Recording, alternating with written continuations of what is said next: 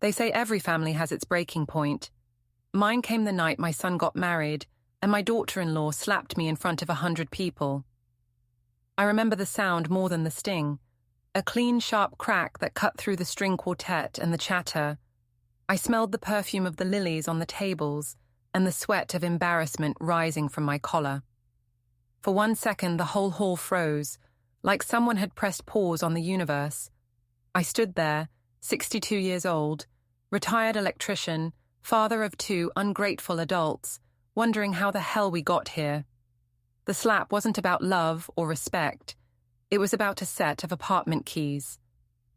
"Give me the keys, Harold," Chloe said, holding out her manicured hand like a parking valet. "Evan says you promised them." I looked at her, then at my son. He couldn't meet my eyes. "I promised nothing," I said. "The apartment's still mine."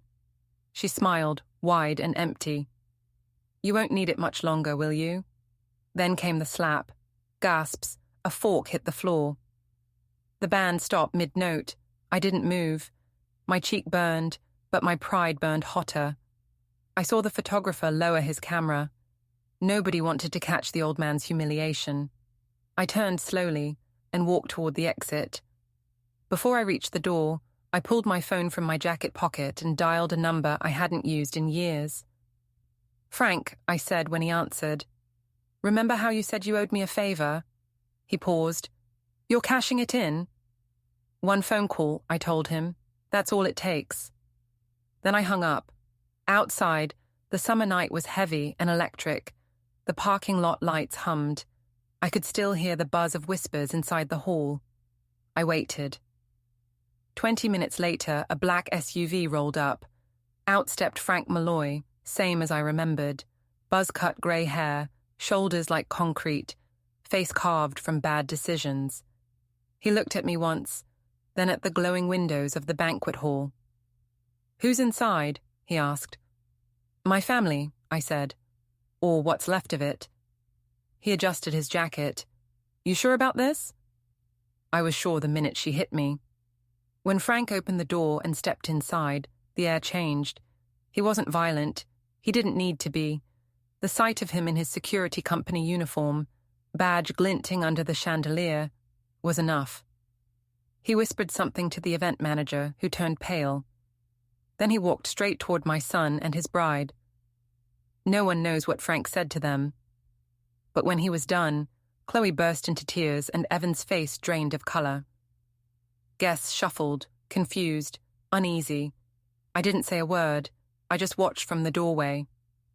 They thought the worst was over. It hadn't even started. The next morning I woke to silence. No calls, no apologies, only the familiar creak of the farmhouse settling into another humid day. I made coffee, black, no sugar. My cheek was still red in the mirror. I'd lived on that farm my whole life, built every fence post myself. After my wife died 5 years ago, it was all I had. Evan and Mia started visiting more often then, at first bringing groceries and fake concern, later bringing financial advice.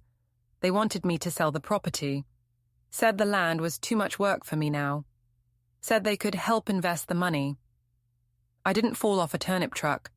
I knew a setup when I saw one. Still, I wanted to believe they meant well. Until I found the documents. They'd already sold a section of the backfield, my backfield, using my forged signature. I kept quiet. I wanted to see how far they'd go. Turns out they'd go all the way to a wedding slap. Frank came by later that week.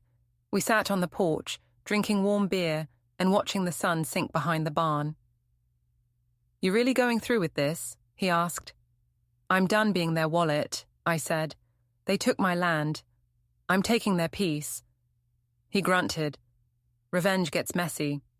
So does betrayal." He smiled. "Fair enough." I started small. A flicker here, a spark there, the kind of sabotage only an old electrician could pull off. Evan's new house was smart-wired top to bottom. Cameras, sensors, automated lighting, all the nonsense he bragged about. I still had his old blueprints from when I helped install the original breaker box. One rainy evening, I parked a mile away, cut across the field, and reached the service panel behind his garage. 10 minutes later, the backup circuit fried itself into oblivion. The next morning, Evan called me, pretending it was a friendly check-in. "Dad, you still know anyone who works with residential wiring? Our system's acting up." "Try turning it off and on again," I said. He chuckled nervously. "Guess you should have hired someone who knew what they were doing," I said, and hung up. It wasn't just the power. The air conditioning failed during a dinner party. The security alarm started screaming at 2 a.m. The sprinkler system activated during his outdoor barbecue. All technical glitches, according to the repair reports. They called it bad luck. I called it balance. Meanwhile, Mia was busy online, building her influencer empire. Perfect husband, perfect life, perfect lies. She once told me authenticity was a brand asset, so I decided to devalue it. I remembered her password habits from when she was a teenager. Same birth year, same pet name. I guessed her new account on the second try. I didn't post anything I didn't need to. I just forwarded a few of her private messages to the wrong inbox, her sponsors. Within a week, her skincare line dropped her. She blamed hackers. I kept quiet. "Dad, someone's targeting us," she said over the phone, voice tight with panic. "Maybe you made enemies," I said. "You don't sound surprised." "I'm too old to be surprised anymore." A month passed. Rumors spread. Evan's investors started pulling out. Mia stopped posting.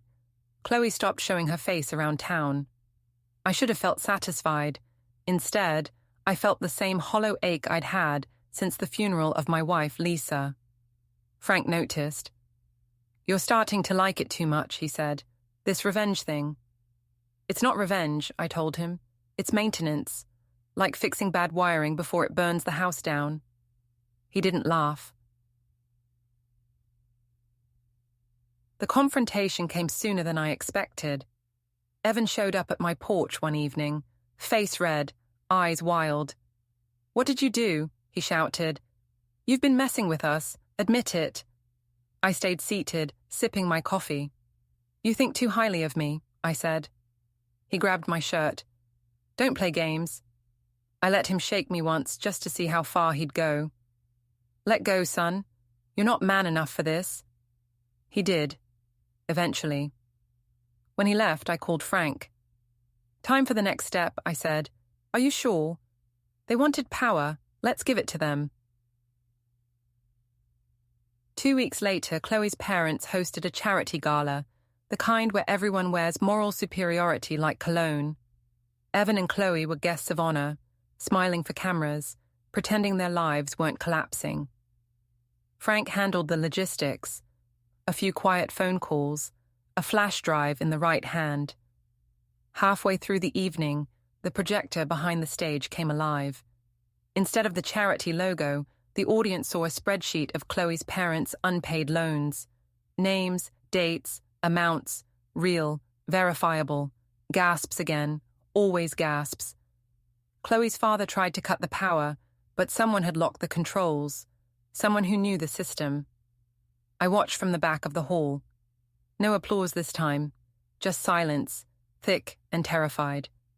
You'd be surprised how fast morality evaporates when the mortgage payment is due. As the guests filed out, Frank leaned toward me. "This is getting big." "That's the idea." By the time autumn rolled around, my kids were desperate. They banded together, hired a lawyer, and filed for power of attorney. Claimed I was losing my mind, unsafe to manage the farm. I smiled through the hearing. The judge ruled in their favor. They thought they'd won. They didn't take everything. I spent the next weeks acting the part of a confused old man, stumbling through paperwork, forgetting names. Meanwhile, I was collecting every scrap of proof of their lies. Frank helped quietly, setting up hidden recorders during their meetings, catching every word of their scheming. Then came the dinner. the one that would end it all. Evan and Chloe invited potential investors to their house, trying to salvage what was left of their company. That night, the neighborhood went dark, a total blackout. I'd triggered the grid failure myself. Simple timing relay, easy as changing a light bulb. Inside, I heard shouting, glass breaking. Their backup generator sputtered out. Somewhere a gas pipe hissed, sprinklers erupted. Guests ran into the street in panic. In the confusion, I guided Chloe's grandmother, the only innocent in the mess, out through the garden. She looked up at me with teary eyes. "Harold," she said softly, "you should stop this." Too late, I told her. When the smoke cleared, Evan's investors were gone for good. His reputation was done. They started losing more than money. They started losing face. While you're here, hit the hype button, don't forget to subscribe and support this channel with a like. And tell us below, have you ever faced something like this? Frank stopped by again a week after the blackout. He parked his SUV by the barn and didn't get out right away. I watched him from the porch, coffee mug in hand, feeling the November wind crawl through the loose boards. When he finally climbed the steps, he looked tired, older than I remembered. "You're pushing it, Harold," he said without a hello. I shrugged. "They took me to court, tried to make me legally incompetent. You tell me how far is too far." He rubbed his face. "You've already won. They've lost their business, their reputation. Why keep going?" "Because they haven't lost enough. They still have comfort. They still have pride." He sighed. "Pride's a cheap thing to ruin." "Yeah," I said, "but it's all they value." Frank didn't argue. He sat with me until the light faded and then drove off without saying goodbye. I figured that might be the last time I'd see him, but people like Frank never walk away for long. They circle back, like guilt. Mia called that night, crying. I could hear wind through her phone, maybe the balcony of her apartment. "Dad, please," she said. "I don't know what's happening. Everything's falling apart." I kept my voice calm. Sometimes things fall apart so you can see what they were made of. "Don't do this philosophical stuff. Just tell me, did you do something?" "I fixed what was broken," I said. She was silent for a long time, then hung up. That was the last I heard from her for 3 weeks. Re-cat-tat-in-tool. I spent those weeks making lists. I've always believed revenge should be organized, not emotional. Emotions make you sloppy. Lists make you free. Chloe had a vanity project, an online boutique selling overpriced handmade candles. She advertised them as farm-inspired. My farm, my barns in her photos, without permission. So I called the county fire inspector. Mentioned the flammable storage she kept in her basement, casually, like an old man worried about his grandkids' safety. By the end of the day, she had a shutdown order until she could prove compliance. Her online followers called it unfair bureaucracy. I called it karma with a clipboard. Evan tried to open a new office downtown, but permits were delayed. Every application he filed seemed to bounce back with a minor error. None of it traced to me, of course. But I knew a guy at City Hall who owed me a favor from the days I wired his boat. Small towns remember debts. By December, the pressure was visible. Evan's face looked thinner, eyes sunken, the easy arrogance gone. Mia deleted her social accounts. Chloe started drinking in public. The local paper ran a story about unethical real estate dealings linked to a developer. The article didn't name Evan, but everyone knew. Gossip moves faster than truth. I heard the rumors at the diner. I sat there most mornings, reading the paper like any retiree. Folks glanced at me, some sympathetic, some wary. I kept my poker face. Inside, I felt nothing but the slow hum of satisfaction. You don't rush justice. You let it marinate. Right before Christmas, Frank showed up again. This time he looked angry. "Evan came to see me," he said. "Begged me to talk sense into you." I laughed. You taking clients now? He's desperate, Harold. He says he's broke. Mortgage overdue. You really want your own kids living out of their car? They can use the back seat for reflection. Damn it! Frank slammed his fist on the porch railing. You're starting to sound like them. That hit deeper than I let him see. Difference is, I earned my bitterness. Bitterness doesn't end well, he said. Neither does betrayal. He left again, shaking his head. I watched his taillights fade down the dirt road and wondered if I'd crossed some invisible line. Then I remembered the slap, the forged signature, the laughter that night at the wedding. Lines were for people with something left to lose. January brought snow and silence. The farm felt emptier, like the land itself was holding its breath. I spent the days repairing fences, cleaning tools, pretending I still had purpose. At night, I planned. My next move wasn't sabotage, it was exposure.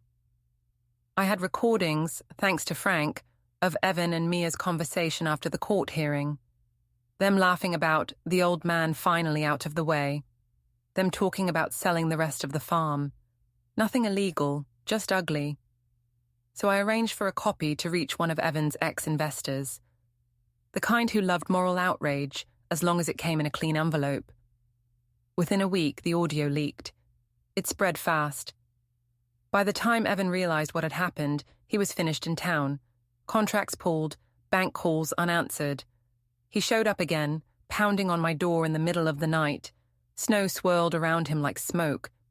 You ruined me, he said, voice raw. Are you happy? I looked him straight in the eye. Almost. He stepped forward, fists clenched. I didn't back away. Go ahead, I said quietly. Give me a reason. He didn't hit me. He just stared, shaking, then stumbled off into the dark. I watched him go, the sound of his boots fading on the frozen gravel. Mia returned next. She came in daylight, wearing sunglasses, pretending confidence. I made coffee for both of us. She didn't drink hers. Dad, she started, I know you're angry, but this is destroying us. Us ended when you forged my name, I said. Her lip trembled. I didn't. That was Evan's idea. You didn't stop him. She reached for my hand and I pulled it away. The silence stretched until she stood up. You're turning into someone else, she said. Mom would hate this. Mom would hate what you became. Her face cracked. Then she left. After she drove off, I sat alone at the kitchen table for a long time. The house creaked in the cold. I felt tired, older than ever. But stopping now would mean everything they'd done would go unpunished. I wasn't built to forgive. I was built to finish. By spring, word spread that Evan and Chloe were separating. Money troubles, blame, shame. The town loved every second of it. Small towns thrive on moral theatre. I was the quiet villain in the background, but nobody knew for sure. They just whispered. One afternoon, I was fixing the porch railing when Frank's SUV pulled up again. He got out slowly. You win, he said. They're done. Is that what you wanted? I nodded. Almost. He stared at me. What's left? You'll see. He hesitated, then sighed. You know, when you called me that night at the wedding, I thought you needed help. I didn't realize you were starting a war. It was already a war, I said. I just decided to fight back.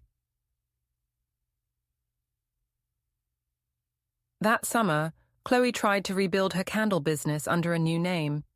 I let her get comfortable, even bought a candle myself to make sure she felt secure. Then, at her grand reopening, the health inspector arrived with an anonymous complaint about toxic fumes. The venue shut down in front of the local press. I wasn't there, but Frank told me later that Chloe cried, right there on the sidewalk. I didn't enjoy hearing that, but I didn't regret it either. Sometimes mercy's just delayed pain, I told him. He shook his head. Sometimes it's just cruelty. The following week, Evan called. His voice was calm, too calm. "I'm done fighting you," he said. "Come to the farmhouse tomorrow. Let's talk, just you and me." I knew better than to trust him, but curiosity is a dangerous thing. The next day I went, keeping a small recorder in my pocket out of habit.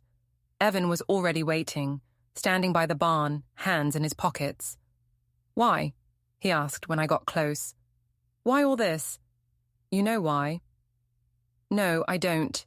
You think Mum would want this?" "Mum isn't here," I said. "You are. And you tried to erase me." He laughed bitterly. "Erase you? You erased yourself. You couldn't let go of the farm. You cared more about dirt than about us." "That dirt fed you," I snapped. "Put you through school, paid your wedding bills." He took a step closer. "I wish you'd just die and make it easier." "Careful," I said softly. "That sounds like a confession."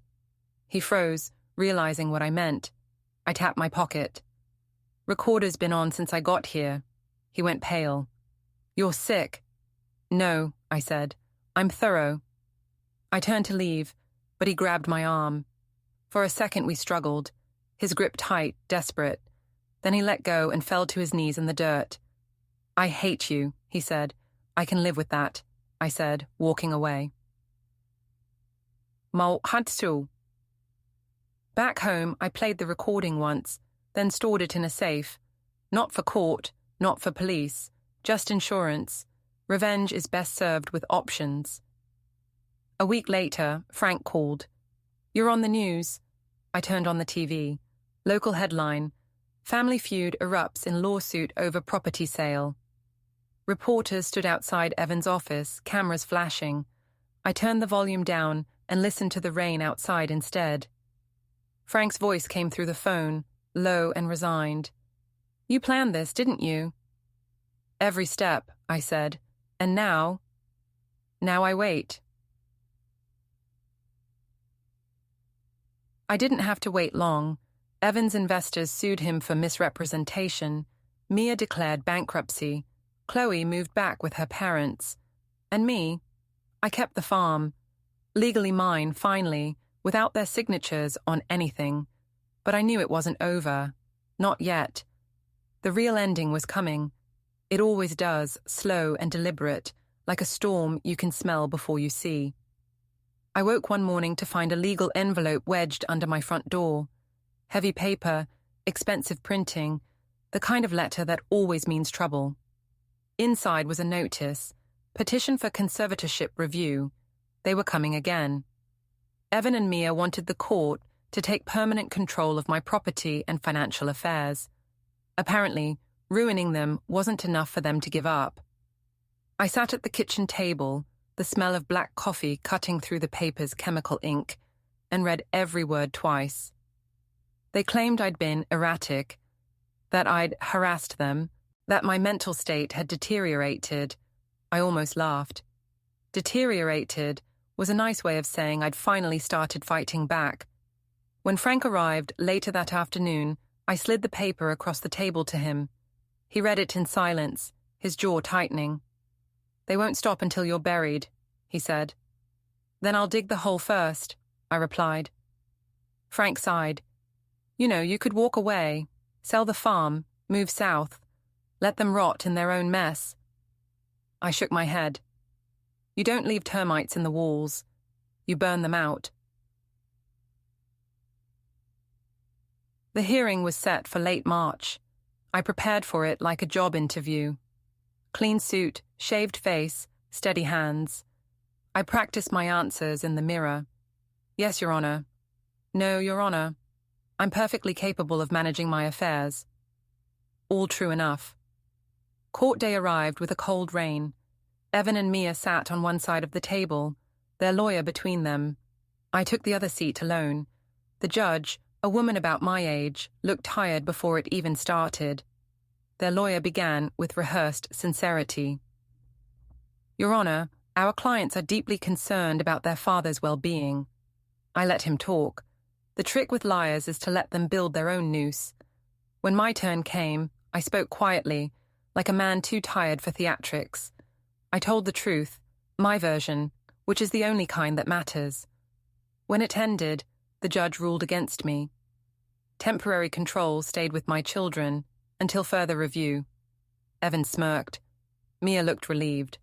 I smiled. They thought they'd won again. Doug Frank came by that night.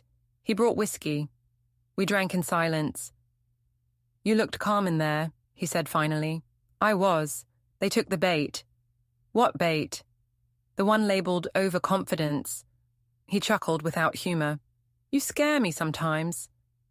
You should see me when I'm angry, I said. A week later, I stopped pretending to be confused. I started recording everything. Every phone call, every meeting, every whispered insult when they thought I wasn't listening. Frank helped set up a hidden mic in the house. For your protection, he said, but we both knew it was for evidence. Evan's arrogance grew. He visited often, acting like a caretaker, inspecting the farm as if it were already his. One afternoon, he brought a couple of realtors, told them to ignore the clutter. That night, I called Frank. Time to make them nervous. How? People trust paperwork more than people. Let's change some paperwork. Sound quiet, Mad. Frank's contact in the county clerk's office owed him a favor. By the end of the week, copies of the farm's deed with Evan's questionable signatures surfaced in the mailboxes of 3 local reporters. I didn't sign them. I didn't need to. Just the sight of my name alongside his was enough to raise questions. Rumors spread again, faster this time. Words like forgery, fraud, elder abuse. None of it proven, but smoke is often enough to convince folks there's fire. Mia called me, frantic. Dad, the papers are saying awful things about us. Maybe stop giving them material, I said. She started crying. You can't do this. I'm not doing anything, I said. Just watching. April came, and with it, the storm. Evan showed up at the farm in the middle of the night, headlights sweeping across the barn. I opened the door before he could knock.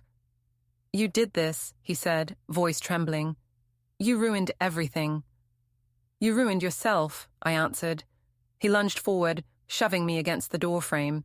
For a moment I thought he'd actually hit me, but he stopped. His hand shook. You think you're clever, he hissed. You think you can humiliate me forever. I straightened my jacket. I don't have to think it. I just did. He stepped back, eyes wild, breathing hard. I swear I'll make you pay. Get in line, I said. He left, tires spitting gravel.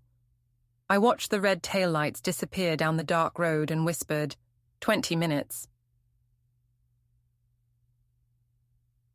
Exactly 20 minutes later, Frank's truck pulled into the driveway.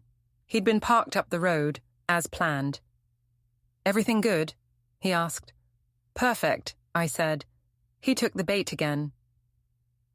We drove to town quietly. At Evan's office, Frank installed a small wireless camera. Nothing fancy, just enough to capture sound and video. We knew Evan would return furious, call someone, say something stupid. He didn't disappoint.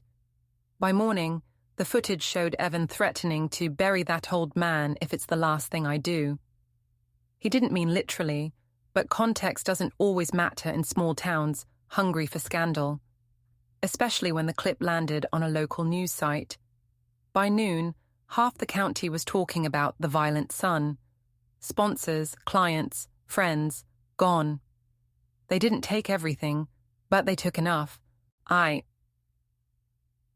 For a few quiet weeks, I felt almost peaceful. I fixed the fence again, fed the stray cat that hung around the barn, even smiled once or twice. Frank stopped by less often. Maybe he was ashamed of what we'd done. Maybe he was waiting for me to stop. Then one night he knocked on the door looking grim. Evan's gone, he said. Gone where? Nobody knows. His wife says he left 3 days ago, took some cash, disappeared. I poured 2 cups of coffee. He'll be back. People like him always come back. They need an audience. Frank didn't answer. He just looked at me for a long moment, then said, Be careful. He was right. Evan returned a week later, just not the way I expected. I found him standing in my driveway one morning, pale, exhausted, stubble on his chin. "I need to talk," he said. I hesitated, then nodded. We sat on the porch, the same porch where he'd once accused me of ruining him. "I was wrong," he said quietly. "All of it. The farm, the money, the lies. I don't even know why I started." I waited, watching his hands shake. "You came here for forgiveness?" I asked. He shook his head. "No, I came because I can't live like this anymore." "Then don't," I said. "Change." He looked at me with something like pity. "You can't either, can you?" I didn't answer. He left without another word. I thought that might be the end of it. It wasn't. 2 days later, a black SUV pulled into the yard, same model as Frank's, but not Frank's. Out stepped 2 men in suits. They introduced themselves as investigators from a private security firm. Apparently, Evan had filed a complaint claiming I'd orchestrated a harassment campaign. They asked polite questions. I gave polite answers. They left without finding anything useful. I'd expected this. That's why every move I'd made was perfectly legal, every step logical, every favor returned clean. When they were gone, I sat on the porch and laughed for the first time in months. Out loud, belly-deep laughter that startled the cat. It wasn't joy, it was release. They thought they could outsmart the man who taught them how to wire a circuit. But electricity remembers its maker.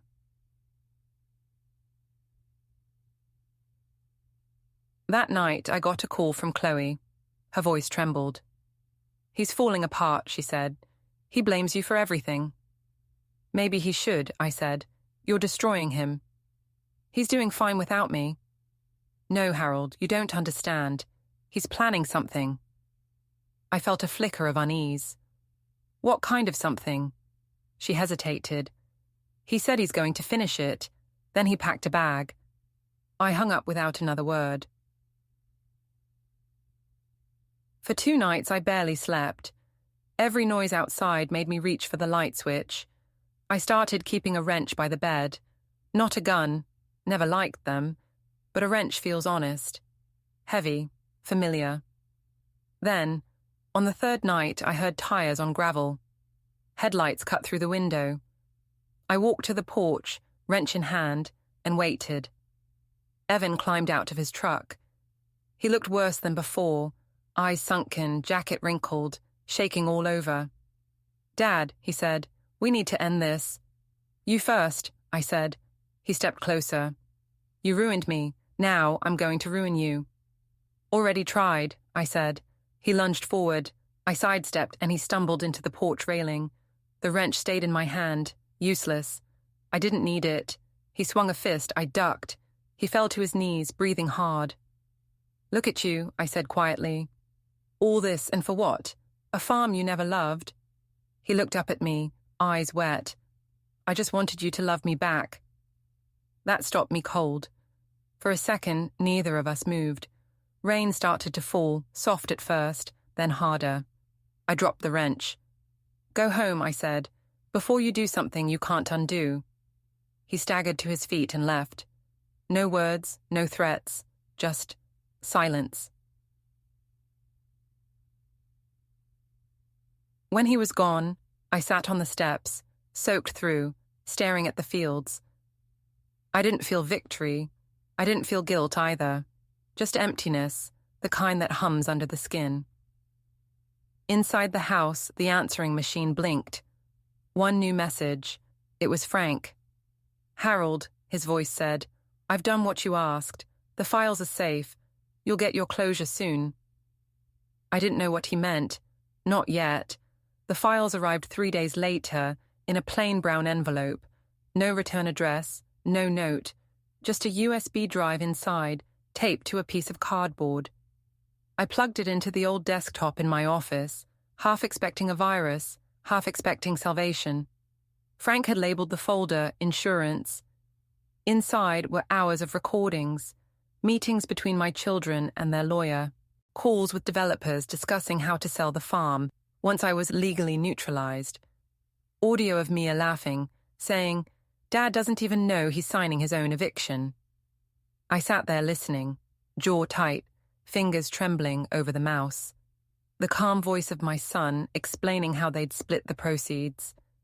Mia takes the apartment, Evan takes the land, Chloe gets her boutique money.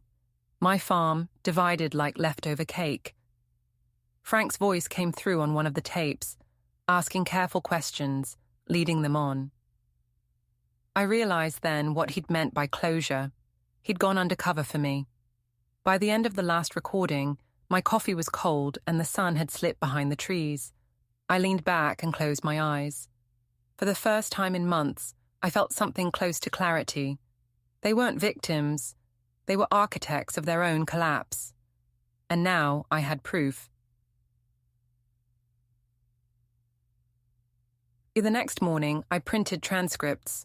Real paper, not digital. You can't delete paper.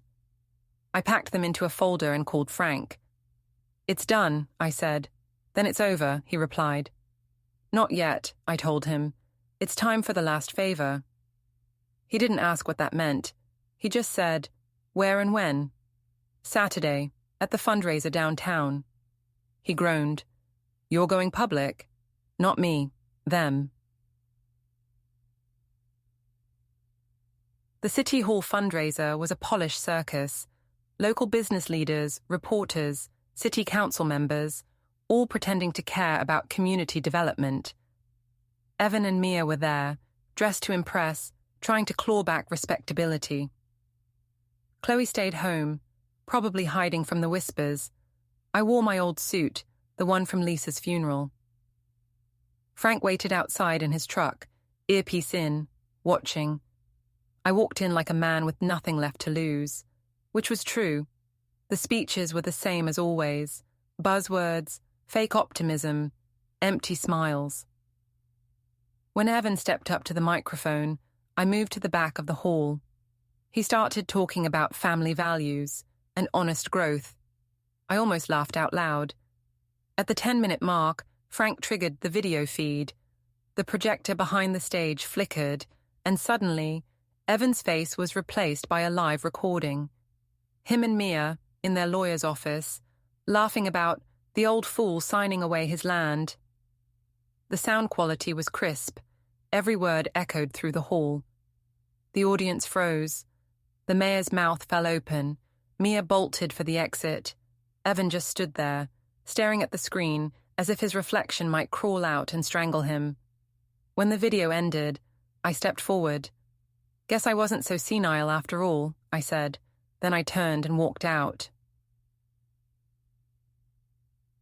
Outside, Frank was waiting with the engine running. We drove in silence for a mile before he spoke. "You realize you've just nuked your family name for good." "They nuked it first," I said. "What now?" "Now they learn what mercy looks like when it's out of stock." News spread fast. The video hit local networks within hours. Reporters called it a shocking display of greed and deception. The court suspended Evan and Mia's control of my assets pending review. Their investors filed civil suits. Their lawyer resigned. The empire they built from lies collapsed overnight. Frank dropped by that night with 2 beers. "You did it," he said. "They're finished." I clinked my bottle against his. "To closure." He hesitated. "There's something you should know," he said. "Evan's been talking to people again. Dangerous people. He blames me for the leak.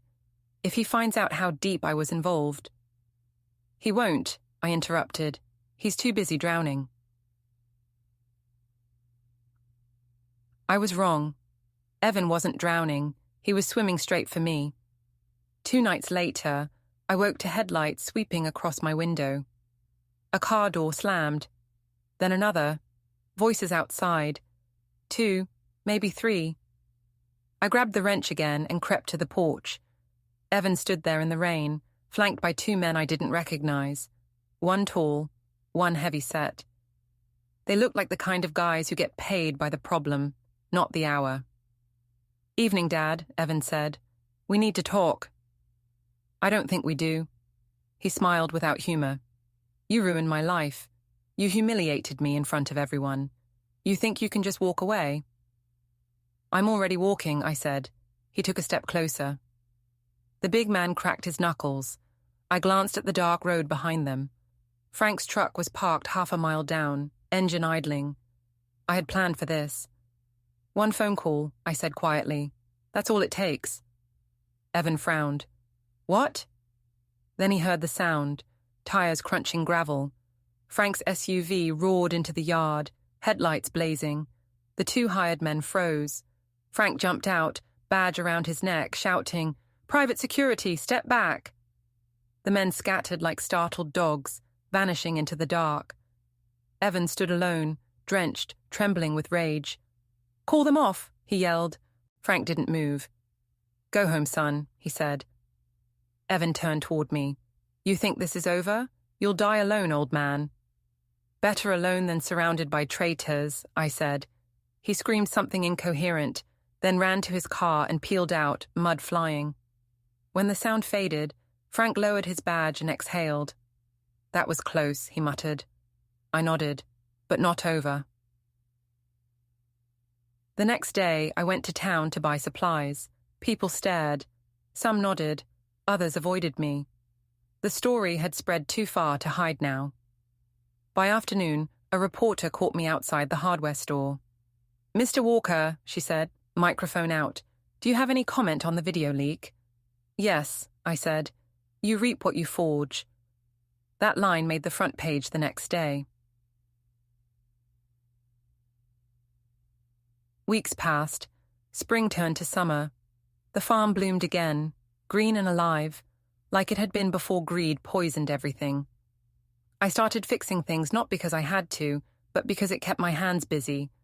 The ghosts in my head were quieter now, though not silent. Mia sent a letter.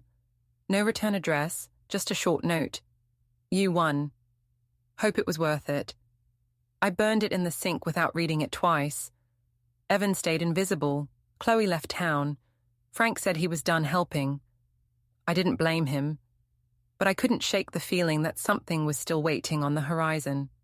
Revenge, like electricity, doesn't just stop flowing. It finds new paths. One evening, I sat on the porch with a drink, watching the sun sink over the fields.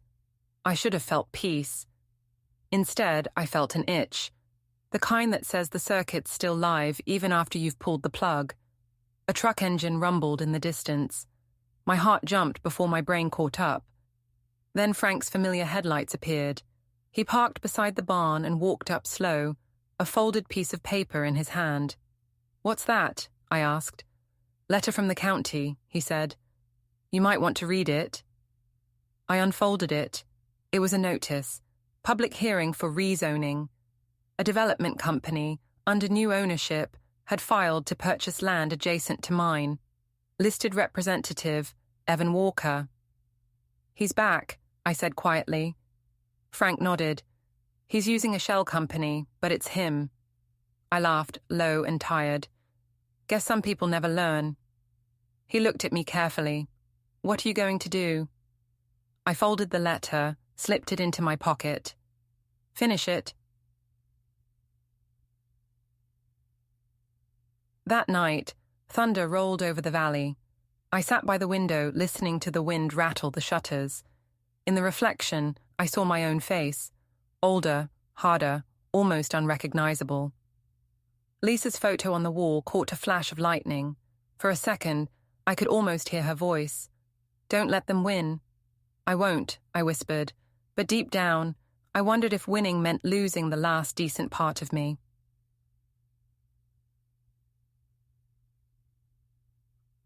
At dawn, I walked the property line. The air smelled of wet soil and ozone. Across the field, survey flags fluttered, Evan's new project already staking its claim. I pulled one from the ground, snapped it in half, and threw it aside. "Game on," I muttered. "If you let a thief in once, he doesn't knock the second time. He brings survey flags." I spent the next 2 days calling everyone I knew who still owed me something. Guys from old union jobs, people whose wiring I fixed for free back when money was tight. Folks who remembered when I climbed poles in winter so their newborn wouldn't freeze. You stack enough favors over a lifetime, and you end up with currency no bank can touch. I wasn't calling them to threaten Evan. I was calling them to bury him without touching him. We started with zoning. Evan thought he could slide a development deal past the county the same way he used to slide overdue credit cards past Chloe. That worked when people thought he was a rising star. It doesn't work when everyone in town knows you tried to take your father's farm by force. By Monday afternoon, 3 members of the zoning committee had already heard from concerned citizens. Words like water table, traffic impact, historical site. That last one was my favorite. Nothing on this land is historically registered, but people believe stories more than papers. And I know how to tell a story. The morning of the rezoning hearing, Evan showed up in a grey suit and a fake smile. His hair was cut sharp again, beard trimmed, like he'd glued his life back together overnight. I stood in the back of the county office in clean work jeans and a button-down shirt. I didn't speak. I didn't need to. My presence was enough to hum in the room like a live wire. The board opened by asking Evan about his investors. He gave a practiced answer about local growth and responsible development. He was smooth. I'll give him that. He'd always been smooth when he wanted something. Then someone in the front row cleared his throat and said, "Is this the same guy from that video who tried to take his dad's property?" They weren't supposed to bring that up, but this wasn't court. This was small-town theatre. Rules are polite suggestions in rooms like that. Evan tried to keep his smile. It twitched on the left. "With respect," he said, "that footage was taken illegally and out of context." A woman on the board leaned forward. "Is it your voice in the footage?" Evan swallowed. "That's not legally relevant." "So it's you," she said. Silence swelled. I watched his shoulders tighten. He wanted to snap back, to fight, to claw. He didn't. He forced his mouth into something that wasn't quite a smile. "There are 2 issues here," he said, "zoning and family drama. I'm here to talk about zoning." The woman nodded. "And we're here to talk about character." The board voted 2 hours later. Denied. Unanimous. Evan stalked past me in the hallway, jaw clenched, eyes on fire. "This isn't over," he hissed. "It is for you," I said. "You just don't feel it yet." He leaned in so close I could smell the mint on his breath. "You think you won because you embarrassed me. You haven't won. You've just burned every bridge to the people who were supposed to take care of you when you get old." "I've been taking care of myself longer than you've been alive," I said. "And as for bridges, son, I built them. I know how to burn them without standing on them." He stared at me with that look that used to be whining teenage anger and was now something colder, something that had learned patience. Then he walked. I watched him go and felt something shift in my chest. For the first time since the wedding, I didn't feel tired. I felt ready. He thought I was playing defense. He still hadn't figured out I'd been on offense since the slap. He still hadn't figured out what the last favor really was. He would. He'd feel it like a fuse heading toward the dynamite. He just wouldn't see the spark until it was kissing his throat. A few nights later, Frank came by uninvited. He didn't knock. He walked in like a man who'd decided he had permission. "You're done," he said, standing in my kitchen with mud on his boots. "Call it. Walk away. Enjoy the victory lap." "I'll walk after it's finished." "It is finished." I shook my head. "Harold," he said quietly, "listen to me. I have carried you a long way through this. I played ghost for you at that wedding. I leaned on people I swore I'd never call again. I recorded conversations that could still get me sued. I helped you break your kid's public image to powder. You won. Stop chewing on the bone." I didn't answer. He stared at me. The quiet stretched. Then he said it. "What's left?" I looked him in the eye and told the truth. "They haven't felt what I felt," I said. "Not yet." "Which was what?" "Powerless," I said. Frank exhaled, slow. You want them powerless. Wasn't that their plan for me? Make me the old fool, signing where they point, nodding when they talk. He rubbed his face and muttered, God help us. God sat this one out, I said. He half laughed. Yeah, I noticed. We didn't talk about it again that night. We talked about stupid things. Weather, the roof, the porch light that flickered sometimes in heavy rain. He told me he'd replace the socket for me next week. I told him I could still replace a damn socket myself. He said I'd probably electrocute myself, and I said electricity and I are on a first-name basis. He didn't smile. I did, because I already knew he would not be fixing any porch light next week. He wouldn't be here next week. I was going to end this before that. The next hit wasn't for Evan. It was for Mia. Do not misunderstand me. I loved both my kids. I still did in my own cracked way. But love and trust are not synonyms, and love does not guarantee protection. Mia built her life on image, filters, angles, curated sorrow, the kind of sad that makes people click follow and type stay strong queen.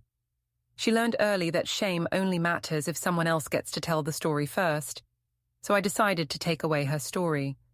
She was scheduled to appear at a Women in Business brunch in town, panel talk, shared wisdom, grace under pressure, rebuilding after betrayal. That was literally the segment title. I almost choked when I heard it. She was set to talk about finding resilience when people try to take what's yours. The joke wrote itself.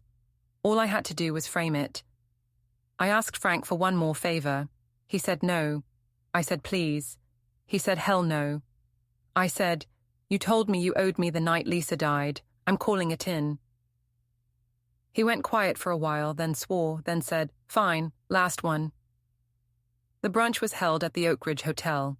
Carved molding, fake chandeliers, water pitchers with lemon slices floating like they fainted. Half the town's aspiring influencers were there. Someone was already live streaming. Mia took the mic in a white blazer and pearls, like she was running for public office. She started beautifully. She always could. She knew how to make her voice catch in the right places, how to look down at her hands at the perfect time, how to lift her chin like courage had a physical weight. This past year, she said softly, has tested me in ways I never imagined. Family can hurt you in ways strangers never could, but I believe in choosing grace over anger. The ballroom doors opened. Frank walked in. Now. You have to understand something about Frank. He is not a showman. He would rather stand in a drainage ditch than in front of 50 women holding mimosas. He did not like being my blunt instrument, but he did it anyway. He walked to the stage. Calm, no rush. His presence alone pulled every eye. You could feel the room tighten. Mia tried to smile through it. Can I help you? She asked, keeping her voice in that bright social range where rage hasn't shown its teeth yet. Yes, Frank said, by telling the truth. She blinked. Excuse me. You're up there, Frank said, pointing casually with 2 fingers, talking about how you were robbed and how you survived it. So I have one question. When you and your brother planned to get your father declared incompetent so you could sell his land and pocket the money, was that you surviving? Or was that you robbing? The room gasped, and I mean they gasped. That sharp inhale in unison kind of gasp. The kind of sound you get when a preacher's wife faints at Christmas service. Mia froze. Her smile just dropped straight off her face and hit the carpet. It would have been funny if it hadn't made my stomach twist. That's not true, she said. That's not at all true. Frank held up a small recorder. Then this is going to be really embarrassing, because it sure sounds like you. He pressed play. Her voice, clear as daylight, filled the room. He doesn't even know he's signing his own eviction. We just need to get him in front of a notary while he's tired. Don't worry about Dad. He'll do whatever I say if I cry hard enough. Mia staggered back from the podium like she'd just been hit in the chest. Turn that off, she said. Not yelled. Begged. Nobody moved. Frank clicked pause. Then he leaned a little closer to the front row and said, very quietly, "That man spent his entire life breaking his back so his kids could have doors he never had. That farm put braces on your teeth and food on your plate and gas in your tank. And you two tried to throw him out of his own house while calling it protecting him. So if you're going to sit on a stage and call yourself a victim, I want everyone here to know what kind." A woman in the audience whispered, "Oh my God," and it wasn't in Mia's favor. Mia tried to speak, but all that came out was a broken little sound. Her face started shaking. Her hands flew up to cover it. The live stream was still rolling. I knew that because somewhere in the room I heard a phone pinging non-stop. It wasn't violence, it was exposure. Cold, surgical exposure. And it was worse for her than a punch would have been. She ran off the stage. Cameras followed like dogs. Frank walked out the back, straight to his truck, and drove away without looking at me. I hadn't even gone inside. I'd watched from the service hallway, through an employee door, unseen. Sometimes revenge is better when you don't get credit for it. Sometimes the absence is louder. I stepped outside into the hotel parking lot, leaned against the brick wall, and let out the breath I'd been holding since Lisa's funeral. My daughter was done. Not physically, not financially even, not yet. Publicly, socially. The mask was ripped off while the tape was rolling. They started losing more than money. They started losing face. My hands were steady for the first time in months. One left, the hard one, the son. I expected Evan to come at me with lawyers, or fists, or both. I did not expect what actually happened. He invited me to dinner.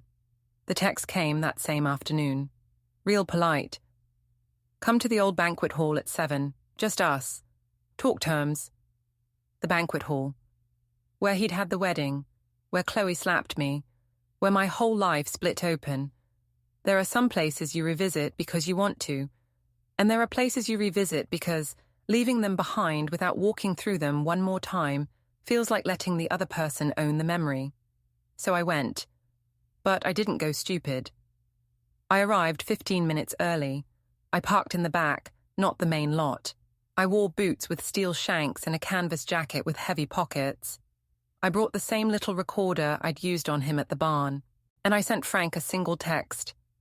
"If you don't hear from me by 8:30, come get your favor back." His reply was instant.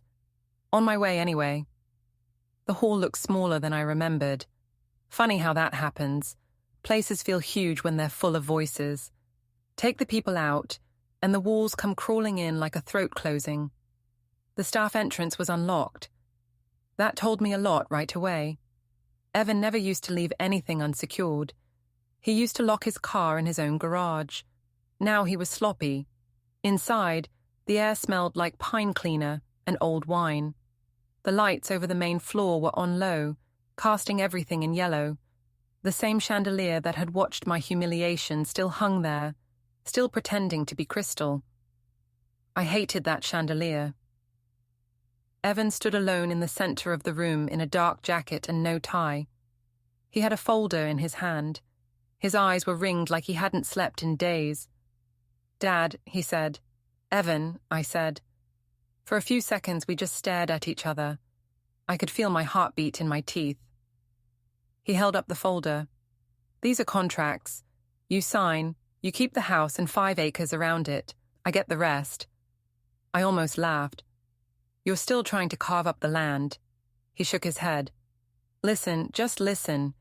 You keep the farmhouse, your barn, your workshop, everything you actually use. The rest, I develop. Everybody wins. You get peace. I get a way back. You can hate me and still do this. You don't even have to say you did it for me. Tell people you did it for taxes. Tell them you're tired. I don't care. I just need one break. One." I walked closer. Not close enough for him to grab me. Close enough to see his hands. They were steady. My son was lying, but his hands weren't shaking. That bothered me. "Why now?" I asked. "Why pretend to be reasonable now?" "Because we're out of nuclear options," he said quietly. We're both out. You hit me everywhere you could hit me. I took everything I could take from you. We're even. We're not even, I said. His jaw flexed. Then what do you want? There it was. He finally asked the only honest question that had ever passed his mouth. What do you want? I stepped closer. The chandelier hummed above us. Somewhere in the back kitchen, a cooler kicked on and vibrated through the floor like a low growl. I want you to feel what I felt, I said. He frowned. What are you talking about? You already did that. You ruined me in public. You turned the whole town against me. You made me a joke. I shook my head. No, I said. That's not it. Humiliation isn't what killed me. It hurt. It burned. But I could live with being embarrassed. I couldn't live with being powerless. He watched me, breathing steady. I want you powerless, I said. He chuckled. Newsflash, old man. I've already been stripped of everything. No company, no money, no marriage, no respect. How much lower do you think I can go? I smiled. Lower, I said. That's when the side door opened, and Frank walked in. Not alone. With him was a man I hadn't seen in years. A man Evan had not even known I was still in touch with. Not a cop, not a lawyer, Chloe's father. Now, here's a truth about respectable men. They will swallow almost anything in private as long as you protect their status, but humiliate them in public, and they will chew walls. Chloe's father had lost not just money after the charity night where Frank leaked those debt records. He lost standing. The country club stopped seating him near donors. His name slid down lists. His calls went to voicemail. He blamed Chloe for marrying Evan, and he blamed Evan for everything else. And he wanted repayment, not cash. Cash was too small. He wanted Evan ruined in a way you don't come back from in this town. Frank brought him because I had asked for something specific. I had asked that Evan's last safe door get closed in his face while he was standing there to hear it slam. You can live broke. You can live humiliated, but you cannot live in this town if no one respectable will stand next to you in daylight. You become radioactivity. Evan turned when he heard the door open. His shoulders stiffened when he saw Chloe's father. What the hell is this? He asked. Chloe's father didn't answer right away. He walked slow, deliberate, to the center of the room. Then he stopped 5 feet from Evan and said, in a voice that carried clear to the rafters, "You're done here." Evan blinked. "Excuse me?" "You heard me," Chloe's father said. "I have spoken to everyone who matters. Council, bank, chamber, Rotary. Your name is finished. Nobody is lending to you. Nobody is partnering with you. Nobody is giving you zoning approval, licensing, permits, contracts, leases, nothing. You won't rent an office in this county for a lemonade stand. You are toxic. You're not a business risk. You're a reputation risk." Evan tried to laugh, but it sounded like it hurt. "You can't blackball me." "I already did," Chloe's father said. Evan looked between us, searching for an ally. He didn't find one. "What do you want from me?" he asked, voice drying up. "This is payment," Chloe's father said. "For what you dragged my daughter into, for the cameras, for the debt you splashed on the wall and called charity. You humiliated my family. Consider this balance." Then he turned to me, nodded once and left. That was it. 7 sentences, maybe 8, and he left my son standing there with his insides rearranged. Evan didn't speak for a long few breaths. The folder in his hand hung loose now. His eyes flicked from the door to Frank to me. "What did you do?" he whispered. "Me?" I said. "I made a call. I cashed a favor that's been sitting for 15 years. Remember when Chloe's little sister had that wiring fire in their lake house, and I drove out there at 2 a.m. and shut down the breaker before it took the roof? Her father remembered too." Evan shook his head slow. You brought him here to... What? Make a speech at me?" "No," I said. "I brought him here so you'd hear it with your own ears and know there's no workaround. You can't talk Smile out of this one. You can't spin it. You can't brand it. You are socially bankrupt. And in a place like this, Social bankruptcy is the one debt you don't restructure. He stared at me. I almost felt bad. Almost. Then he said it. "You're a monster," he whispered. And that did it. That woke something in me that had been pacing behind my ribs for months. I stepped in, fast. Faster than a man my age should be able to move. I grabbed his jacket in both fists and slammed him hard against the nearest support pillar. The sound cracked through the empty hall like a gunshot. Frank flinched. He didn't step in. Evan choked. "Dad." "You don't get to call me that," I said. He tried to push me off. I shoved him harder. My face was inches from his. I could feel his breath hit my cheek. His eyes went wide. For the first time, really the first time, I saw fear in him. Not irritation, not anger, not frustration. Fear. "Good. You want to talk monsters?" I growled. "Let's talk monsters, son. A monster is someone who takes his father to court to steal the roof over his head. A monster is someone who forges signatures and calls it love. A monster is someone who stands at his own wedding, watches his wife slap his father in front of 100 people, and doesn't say a word to stop it. That's a monster." He shook his head, tears in his eyes now. I was desperate. "No," I snapped. "You were greedy. Desperate is when you're trying to keep the lights on and the bank is 3 days from the door. You weren't desperate. You just saw something you wanted, and you figured you were entitled to it because you share my last name." His throat worked. No sound came out. "You tell people I turned you into this?" I asked. "You tell people I broke you? You were already broken. I just took away the bubble wrap." I let go then. He slumped against the pillar, sliding halfway down it like his legs had forgotten how to hold him. He wiped his face with the back of his hand and stared up at me. For once, there was nothing behind his eyes. No scheme, no chessboard. Just the look of a man who just got told the ground under him isn't ground, it's water. "Why are you doing this?" he whispered. "Why are you still doing this? You already humiliated me. You already killed my life. What else do you want? Do you want me homeless? Do you want me out of town? Tell me what you want and I'll just do it." I leaned down. "I want you to remember," I said softly. He frowned, confused, crying, shaking. "Remember what?" "The moment you lost," I said. "The exact second it happened. I want you to remember that it was me who did it. I want you to live with that forever. Every job you apply for, every room you walk into, every time you shake someone's hand and see their smile die halfway through. I want you to carry me like a shadow you can't turn off. I want you to tell people, 'My father did this to me,' and I want them to believe you. That's what I want." We stayed like that a few seconds, him against the pillar, me standing over him, Frank watching, jaw tight, the cheap chandelier humming like a nest of wasps. Then I stepped back. "It's done," I said. "We're finished." Evan stared at me. Something hardened in his eyes. Not defiance, not rage. Something deeper, something like surrender boiling into hate. "This isn't over," he said. "Yes," I said. "It is." I turned and started walking. That's when he charged me.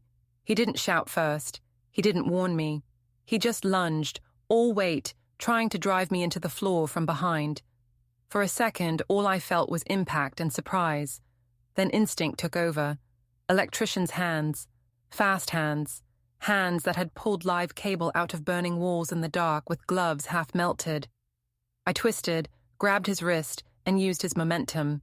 He stumbled forward, off balance, crashing shoulder first into a table. The table skidded. He lost footing. His forehead clipped the edge on the way down. He hit the polished floor hard and slid on his back until he smacked into a chair. He groaned, rolled, tried to get up. I moved in. Frank shouted, "Harold!" I ignored him. My knee went to Evan's chest, pinning him. Not crushing, controlling. My forearm pressed across his throat, not to choke him, just to keep him down. We were breathing hard, both of us, sweat and anger, and old wood and floor polish and static. God, I could taste static in the air like before a strike. Evan clawed weakly at my sleeve. "Stop," he wheezed. "Now you want to stop," I said. "Please," he said. There it was. That word, please. He'd never said please to me in his adult life unless he wanted money. "Say it again," I said quietly. He swallowed. "Please." "Louder," his voice cracked. "Please."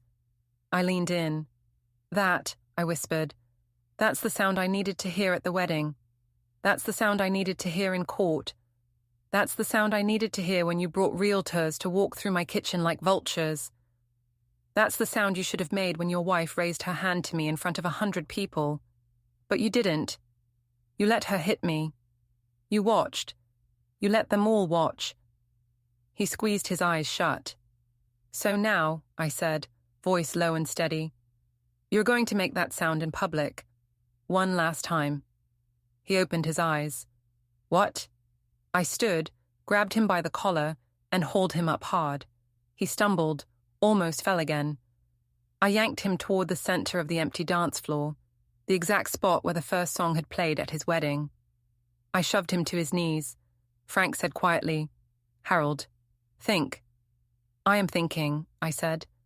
Evan stared up at me, panting, hair in his face, eyes red. "What are you doing?" he breathed. "Ending it," I said.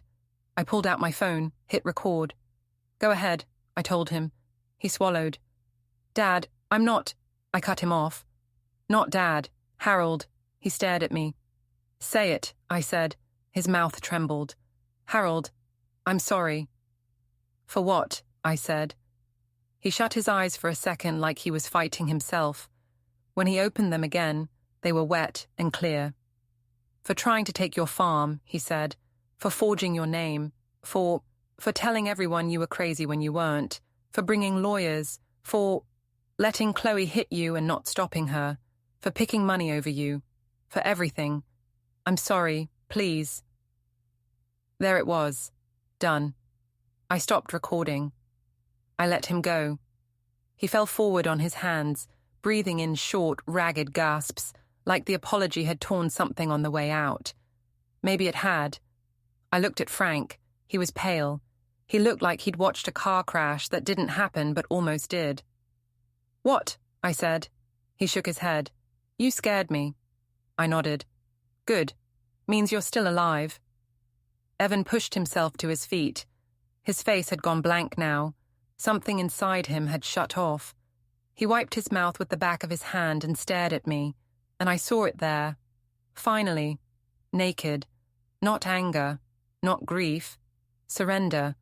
Not the kind that makes peace. The kind that turns to cold, permanent hate. "Are we done?" he asked, voice flat. "Yes," I said. "We're done." He stared at me for one long second.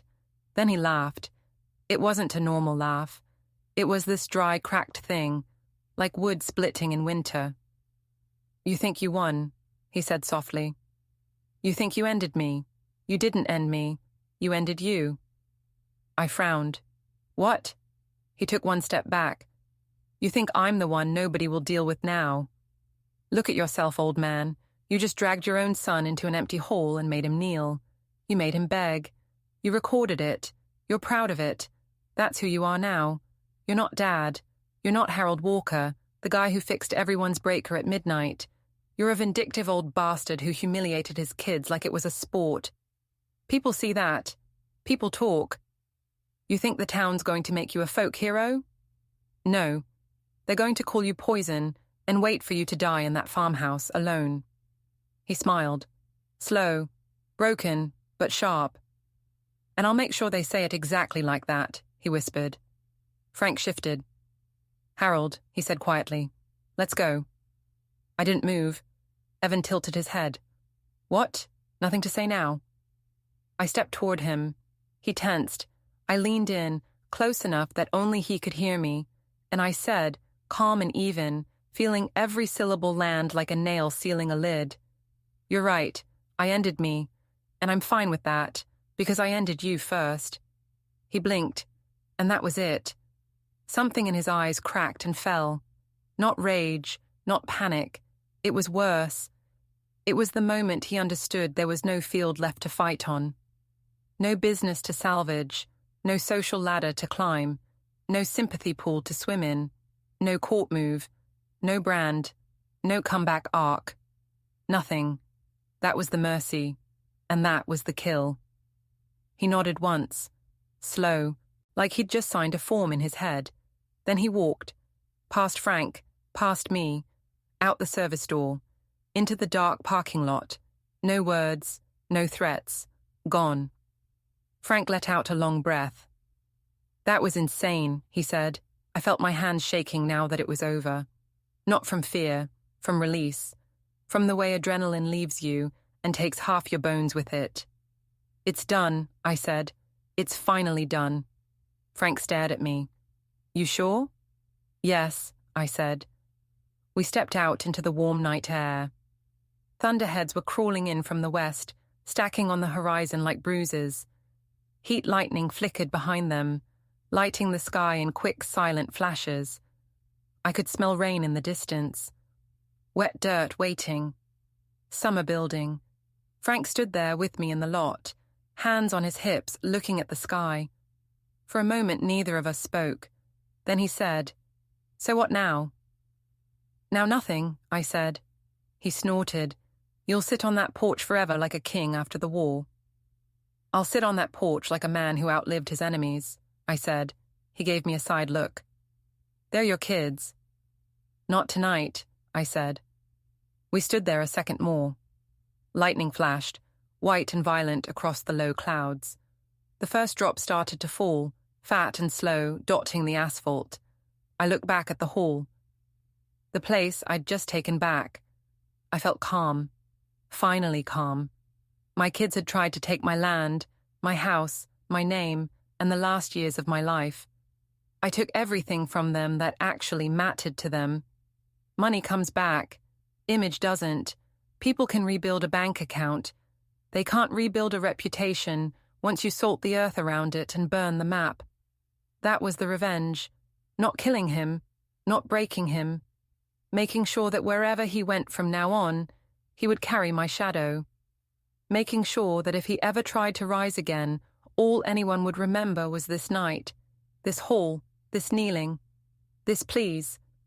That was the point. That was why I'd gone this far. That was why I'd become what I'd become. Power, taken back. I turned to Frank. "You said I scared you," I told him. "You still do," he said. "Good," I said. "Means I'm not getting soft in my old age." He cracked a tired smile. The storm rolled in overhead, rumbling low, big and alive. Rain fell harder. I lifted my face into it, closed my eyes, and let that cold water hit my skin, wash the sweat and dust and months of anger off me, right there in the parking lot where my son had just begged me for mercy. And for the first time since Lisa died, for the first time since the slap, I felt it in my bones like a live current humming through me. I had won.